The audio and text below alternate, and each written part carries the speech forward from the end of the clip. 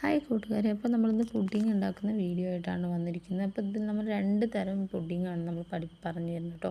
അപ്പോൾ നമ്മൾ ഒരു ഇളനീരെടുക്കുക. ഇളനീരിൻ്റെ വെള്ളത്തിലേക്ക് ഇതുപോലെ ചൈന ഗ്രാസ് ഇട്ടിട്ട് നന്നായിട്ട് കുറുക്കിയിട്ട് നമ്മൾ ഒരു പാത്രത്തിലേക്ക് ഒഴിച്ച് വെച്ച് കഴിഞ്ഞാൽ നമ്മുടെ ഗ്ലാസ് പുഡിംഗ് റെഡിയാണ് കേട്ടോ. അതിലേക്ക് നമ്മുടെ ഇളനീര് സ്പൂൺ വെച്ചിട്ട് ഇങ്ങനെ എടുത്ത് അതിലേക്ക് ഇട്ട് കഴിഞ്ഞാൽ ആ പുഡിങ് റെഡി ആയിട്ടോ. പിന്നെ നമ്മൾ കാണിക്കാൻ പോകുന്നത്, നമ്മൾ കുറച്ച് പാലെടുത്തിട്ട് അതിൽ ചൈന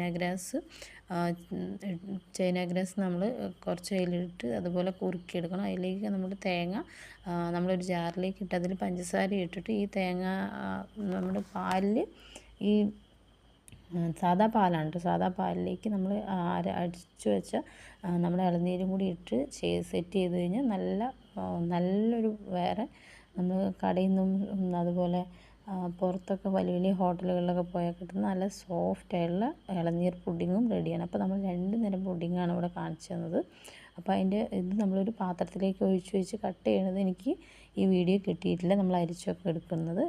എന്നാലും നമ്മൾ ഗ്ലാസ് പുഡിങ് ഞാൻ തനിയെ ഉണ്ടാക്കിയത് നമ്മളിവിടെ കാണിക്കുന്നുണ്ട്. ഇത് ഇത്രയേ ഉള്ളൂ. ഇതുപോലെ പാലിൽ കലക്കി വെച്ചതിന് ശേഷം നന്നായിട്ടൊരു പാത്രത്തിൽ ആക്കുക, കട്ട് ചെയ്തെടുക്കുക കേട്ടോ. ഇത്രയേ ഉള്ളൂ. അപ്പോൾ നമ്മുടെ ഗ്ലാസ് പുഡിങ് ഞാൻ ഉണ്ടാക്കിയതാണ്. സൂപ്പറല്ലേ?